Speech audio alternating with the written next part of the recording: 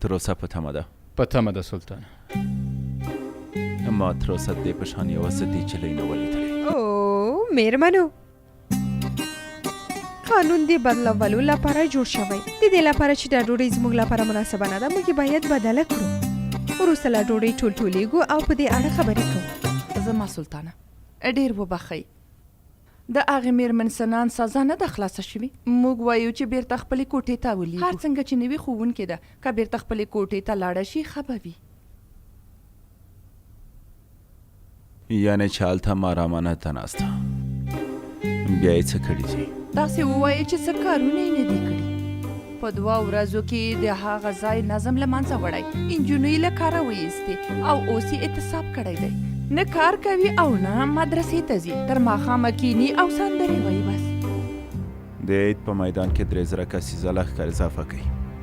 که کوم چا غوښته ستونزه رامنځته کړي ورته سزا ورکوي. امر هم په ځای کېږي. خو کوم خاین سره لښکر چې زموږ په پوځ کې دي، ډارېږم چې کومه ګډوډي جوړه نه کړي. هغوی باید له خپلې دستې سر له منځه لاړ شي. پوه شوې؟ سرلښکرو، تاسو فکر کوئ چې نور سرلښکر د خپل صداقت لپاره سلطان ته وفادار دي؟ هغوی ټول ډارن دي،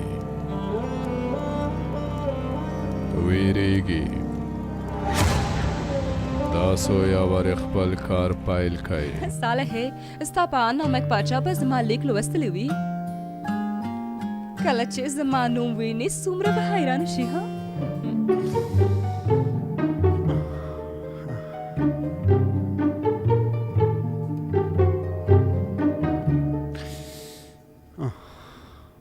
ستا که زما ده، ته له خپل زړه نه پوښتنه وکړه.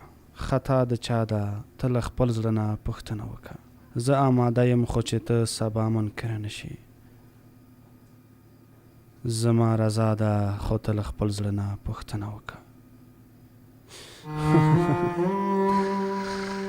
بالاخره هغه کسانو چې شکم درلودو پوه شول چې دا کار داسې مخته نه ځي او اخر خطر لري. ټول سرلښکر جنګ ته آماده دي. ښه ده، اوس به محمود وویني چې په هغه څه بلاګانې راځي.